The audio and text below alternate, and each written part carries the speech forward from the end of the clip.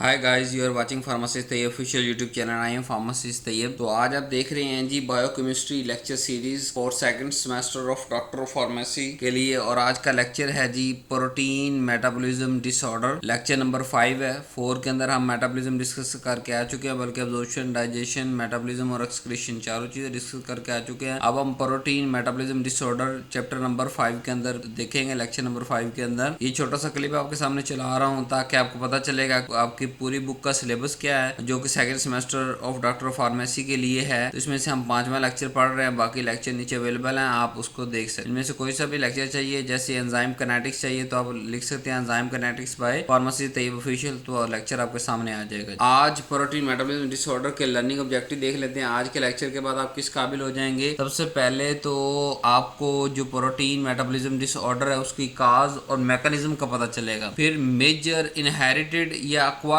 Disorder भी खानदानी या वरासती जो बीमारियां आती है वो भी पढ़ेंगे। और खुद जो इंसान के अपने आमाल की वजह से, जैसे वो लाइफस्टाइल गुजारता है, खाता पीता है, अक्वायर्ड, उसके बारे में भी देखेंगे। और कोरिलेट करेंगे ये जो बायोकेमिकल डिफेक्ट हैं इनको क्लिनिकल मैनिफेस्टेशन कैसे हो रही होगी, लैब की रिपोर्ट्स को कैसे हम पढ़ सकते हैं। और एंड पे मैं अपना तड़का लगाऊंगा फार्मास्यूटिकल और डाइटरी मैनेजमेंट स्ट्रेटेजीज आपको दूंगा जी। तो स्टार्ट करते हैं। What are the protein metabolism disorder resulting from defect in digestion, absorption, transport and और मेटाबॉलिज्म ऑफ प्रोटीन और अमीनो एसिड के किसी लेवल पे भी डिफेक्ट आ सकता है, चाहे वो डाइजेशन के बेस पे आए, अब्जॉर्प्शन पे आए, जो है वो ट्रांसपोर्ट के आए, मेटाबॉलिज्म की फेज पे आए, प्रोटीन या अमीनो एसिड दोनों की शक्ल के अंदर। तो उस डिसऑर्डर को हम कहते हैं मेटाबॉलिकल डिसऑर्डर। दो तरह का होता है, जेनेटिक और एक्वायर्ड। जेनेटिक यानी कि जो इनबोर्न है, कि जब बच्चा पैदा हुआ तो उसके अंदर वो डिफेक्ट मौजूद था। कि वो एक्वायर्ड है यानी कि liver kidney disease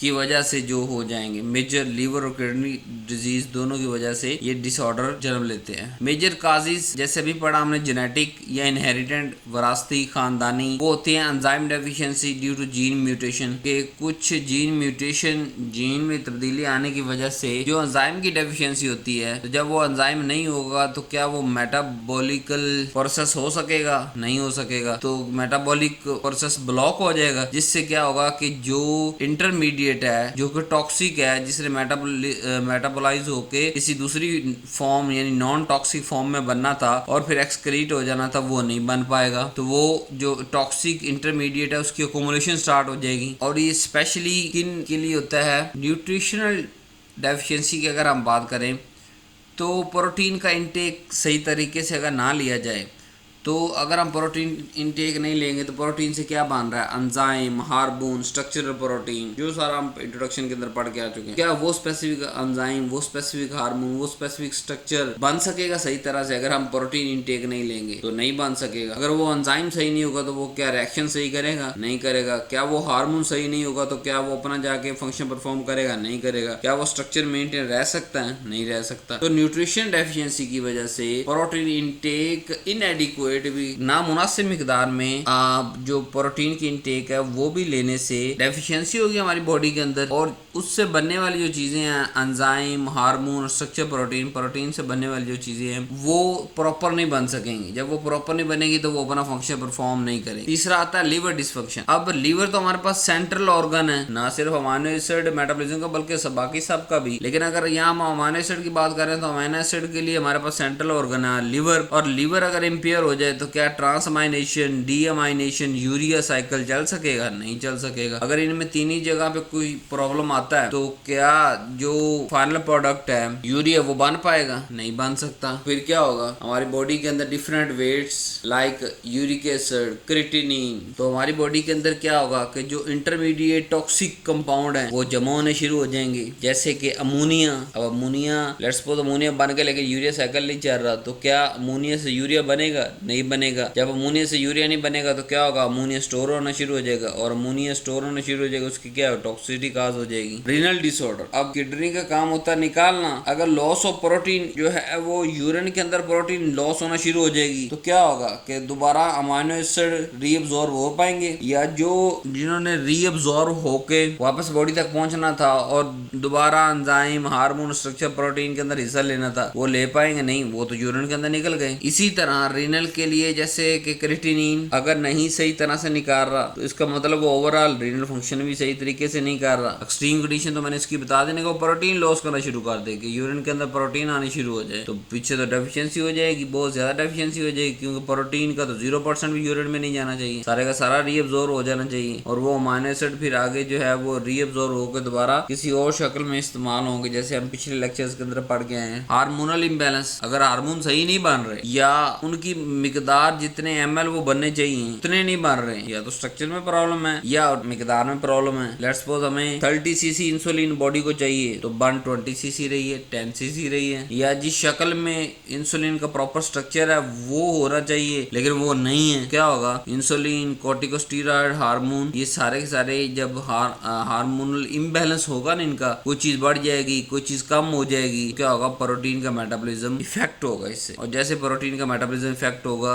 disorder produce होना शुरू हो। ये थे हमारे पास मेजर काजेस की, जेनेटिक की वजह से हो सकता है, न्यूट्रिशन डेफिशिएंसी की वजह से हो सकता है, लिवर डिजीज की वजह से, रीनल डिजीज की वजह से, या हार्मोनल इम्बैलेंस ओवर कॉर्टिकोस्टेरॉइड उसका बड़ा ही रहता है, इंसुलिन उसकी बड़ी रहती है, बहुत ज्यादा कम रहती है, उस वजह से होते थे। अब हम देखते हैं क्लासिफिकेशन, टोटल 3 तरह से इसको क्लासिफाई किया गया है। Number 1 amino acid metabolism disorder, इसके अंदर 3 है हमारे पास, फेनाइल कीटोनूरिया का alkaptonuria, maple syrup urine disease, urea cycle disorder में hyperammonemia, protein energy malfunction के अंदर क्वेशियोर्कर मिरास्मस, ये disease protein energy malfunction की वजह से होते हैं जो मेन डिसऑर्डर हमारे पास। अब 1 बाय 1 पढ़ते हैं। फिनाइल कैप्टोनूरिया या PKU भी से कहते हैं, ये फिनाइल एलानीन हाइड्रोक्सिलेज डेफिशिएंसी की वजह से होगा। जब ये एंजाइम नहीं होगा तो क्या होगा, फिनाइल एलानीन की, जिसने फिनाइल एलानीन को मेटाबोलाइज करना था और उसको नॉन टॉक्सिक कंपोनेंट में बदलना था, तो फिनाइल एलानीन जमा होने शुरू हो जाएगी हमारी बॉडी के अंदर और टॉक्सिसिटी प्रोड्यूस करेगी। सिम्टम्स क्या आ गई कि इंटेलेक्चुअल डिसेबिलिटी, कि उसके सोचने की समझने की ताकत खत्म होती चली जाएगी, सीजर, झटके लगेंगे उसे, मस्टी स्मेल, इन यूरिन के अंदर मस्टी स्मेल आएगी, और लैब फाइंडिंग के अंदर जब हम उसकी लैब रिपोर्ट करवाएंगे ब्लड की तो फिनाइल एलानीन ब्लड के अंदर ज्यादा आएगा। न्यू बॉर्न बेबीज के अंदर ज्यादातर होता है ये, और फिर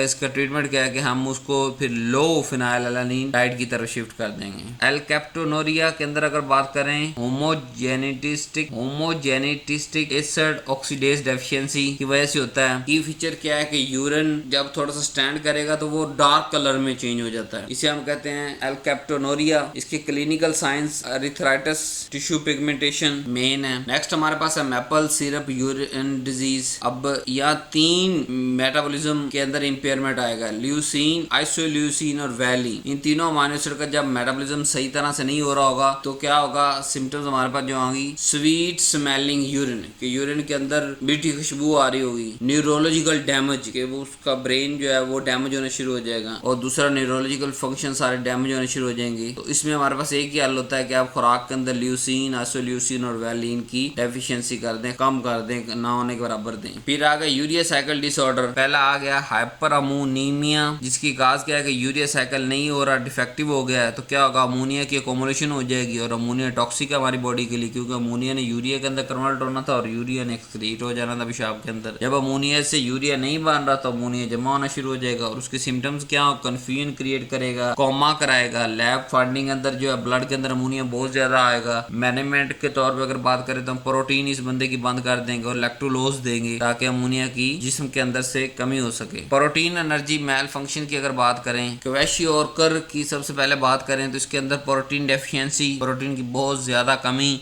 जिसके रिजल्ट क्या होगा कि एडिमा हो जाएगा, उसकी बॉडी फूल जाएगी, फैटी लिवर हो जाएगा, उसके हेयर चेंज आएगा उसके अंदर। मेन क्या है कि जब मैकेनिज्म क्या है कि जब प्रोटीन की डेफिशिएंसी होगी तो मेन प्रोटीन एल्ब्यूमिन है, उसकी डेफिशिएंसी हो जाएगी, और वो ब्लड के अंदर ऑनकोटिक प्रेशर कम कर देगा। तो आपको पता है ऑनकोटिक प्रेशर क्या करता था, इंट्रोडक्शन के अंदर मैं पढ़ा के आ चुका हूँ। ऑनकोटिक प्रेशर, ब्लड प्रेशर जो है वो सारी ब्लड और न्यूट्रिशन जो है वो लिक्विड टिश्यू तक पहुंचाता है प्रेशर क्रिएट करके, और जो एल्ब्यूमिन है वो ऑनकोटिक प्रेशर लगा के उसको वापस ब्लड में लेके आता है ताकि ब्लड का वॉल्यूम मेंटेन रह सके। जब ऑनकोटिक प्रेशर नहीं होगा तो बॉडी के अंदर लिक्विड डिपॉजिट होने शुरू हो जाएगा, जिसे हम एडिमा कह देंगे। दूसरा प्रोटीन एनर्जी मेल न्यूट्रिशन की अगर बात करें, मैरास्मस, ये सीवियर कैलोरी डेफिशिएंसी ना होने के बराबर उसके अंदर, वो तो उठ के बैठ के चल के फिर के अपना काम ही नहीं कर सकता, सीवियर जो है वो डेफिशिएंसी आएगी, यानी गोश्त की जगह हमें हड्डियां नजर आएंगी, बॉडी फंक्शन नॉर्मल नहीं होगा, जैसे मतलब वो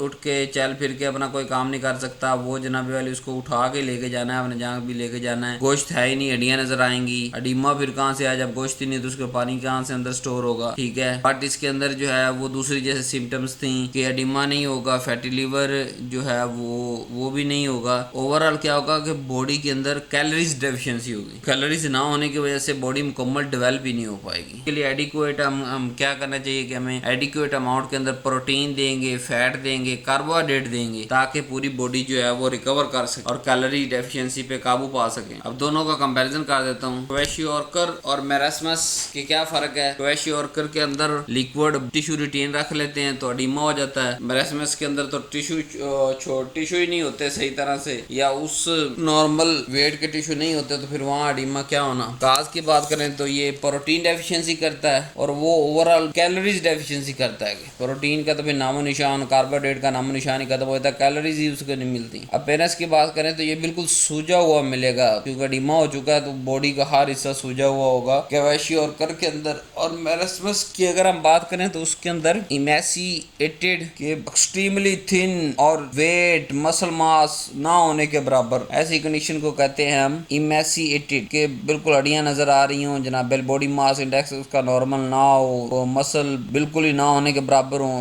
मसल इतने ही नहीं है कि वो अपने हाथ पांव चला सके या उठ के चल फिर के जा सके, उसको उठा के ले जाना पड़ता। अब लैब और डायग्नोस्टिक कोरिलेशन को जरा समझ लेते हैं, ताकि लैब से हमें कैसे पता चलेगा अगर अमोनिया बढ़ा हुआ है तो इसका मतलब क्या होगा कि यूरिया साइकिल में डिफेक्ट आ रहा है। अगर यूरिया नॉर्मल एक्सक्रीट हो रहा है तो ये हमें लीवर और किडनी फंक्शन के बारे में बताएगा। अमाइनो एसिड लेवल्स ओवरऑल उसके ऐसे, यानी कि आप समझ लें कि एज ए पैरामीटर हैं कि बॉडी के पास नॉर्मल प्रोटीन सप्लाई मौजूद है। यूरिन की अगर टेस्ट करें तो वो PKU फिनाइल कीटोन अगर आ रहे हैं तो वो PKU है उसको। एल्केप्टोनूरिया के अंदर जो है आप जो है वो यूरिन डार्क हो जाता है स्टैंडिंग। फार्मास्यूटिकल क्लिनिकल मैनेजमेंट की अगर बात करें तो डाइटरी मैनेजमेंट के अंदर हम वो जो अमाइनो एसिड है जिसकी एक्सक्रीशन नहीं हो रही उसको रोक देंगे। और ड्रग थेरेपी के तौर पे जैसे मैंने आपको बताया कि अमोनिया को रिड्यूस करने के लिए इलेक्ट्रोलोज देंगे। और इसी तरह दूसरा कोई भी अगर डिफेक्ट आ रहा है तो उसके अकॉर्डिंग जो सप्लीमेंट है वो देंगे हम, ताकि डेफिशिएंसी को खत्म किया जा सके। फार्मासिस्ट के अगर रोल की बात करें तो यहाँ फार्मासिस्ट का सर खपाई यानी कि पेशेंट काउंसलिंग हमारी जिम्मेदारी है, और फिर 2 से 3 माह जो मॉनिटरिंग हो रही थी वो भी हमारी जिम्मेदारी है, और न्यूट्रिशन गाइड करना भी हमारी जिम्मेदारी। उम्मीद है आपको लेक्चर अच्छा लगा होगा। लास्ट के अंदर